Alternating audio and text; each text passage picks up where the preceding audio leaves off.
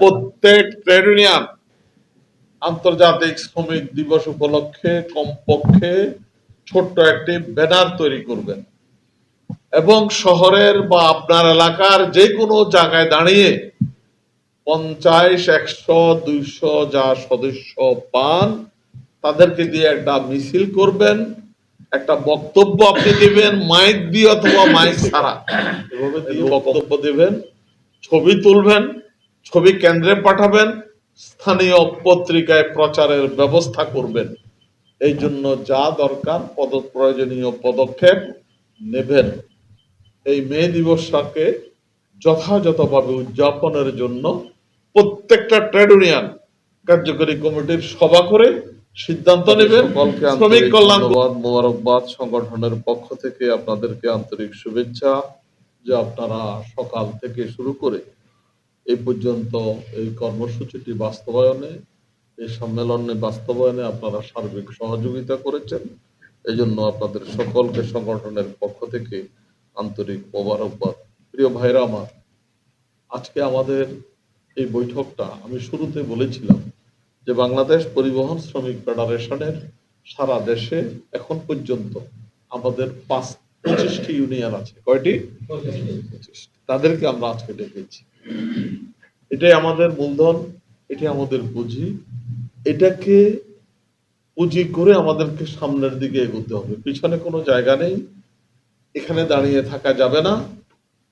সামনে অনেক ধুধু পথ, সেই পথ অতিক্রম করে টার্গেটে পৌঁছতে হবে। সেই লোকেরা হচ্ছেন আপনারা। আলোচনা, আমাদের বিশ্বভিত্তিক বক্তব্য, মেহমানদের বক্তব্য, রিপোর্ট পর্যালোচনার মাধ্যমে আপনাদের অনেক কিছু জানা হয়েছে আজকে। এরপরেও আমি এই বাংলাদেশ পরিবহন শ্রমিক ফেডারেশনকে এগিয়ে নিয়ে যাওয়ার জন্য আপনাদের কাছ থেকে সার্বিক সহযোগিতা কামনা করি। আপনারা সহযোগিতা করতে প্রস্তুত আছেন? আলহামদুলিল্লাহ। সহযোগিতা ব্যক্তিগতভাবে করবেন, সাংগঠনিকভাবে কালেকটিভলি করার জন্য কিছু পরামর্শ, কিছু প্রস্তাব, কিছু আহ্বান। প্রথম হচ্ছে, আমাদের আখতারুজ্জামান ভাই যথার্থ বলেছেন, আপনি যে ইউনিয়নের প্রেসিডেন্ট সেক্রেটারি, অবশ্যই অবশ্যই আপনাকে স্থবির এখানে দাঁড়িয়ে থাকা যাবে না। সদস্য সংখ্যা প্রতিনিয়ত বৃদ্ধি করতে হবে। এই কাজটা আপনারা চলমান রাখবেন। এখানে অধিকাংশ সংগঠনেই জেলা ভিত্তিক, তাহলে পুরো জেলার প্রতিটি ওয়ার্ড পর্যন্ত আপনি কাজ করার মতো সার্টিফিকেট পেয়েছেন, সুযোগ আপনার আছে। আমরা ট্রেড ইউনিয়ন জগতে মডেল হতে চাই। পরিবহন শ্রমিক ফেডারেশনের অধীনস্থ ট্রেড ইউনিয়নগুলো সরকারের সকল বিধিমালা অনুসরণ করে আমরা চলবো ইনশাআল্লাহ।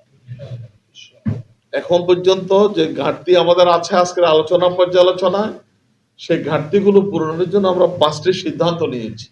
সেই সিদ্ধান্তটি আপনারা যত দ্রুত সম্ভব বাস্তবায়নের জন্য চেষ্টা করবেন। এই যে আপনার ট্রেড ইউনিয়ন, এই ট্রেড ইউনিয়নের সকল সদস্য মিলে আপনি একটি পরিবার, আপনি একটি সংগঠন। এখানে একটা টিম স্পিরিট থাকতে হবে। এক সদস্যের সাথে দেখাই হয় না, বলেন যে দেখাই পাই না, তাহলে তো চলবে না। আর দেখা, আমি যদি আমার এই চেয়ারে বসে থাকি, আপনাদের সাথে কি দেখা হওয়া সম্ভব? হয় আপনাদের ওখানে যেতে হবে, নতুবা আপনাদেরকে ডাকতে হবে। আপনি যদি সদস্য ইউনিয়নের সভাপতি কোনো ক্ষেত্রে উপজেলা চেয়ারম্যান থেকেও বেশি ক্ষমতা প্রাপ্ত, কি বিশ্বাস না? উপজেলা চেয়ারম্যানে কেন এত পাওয়ার?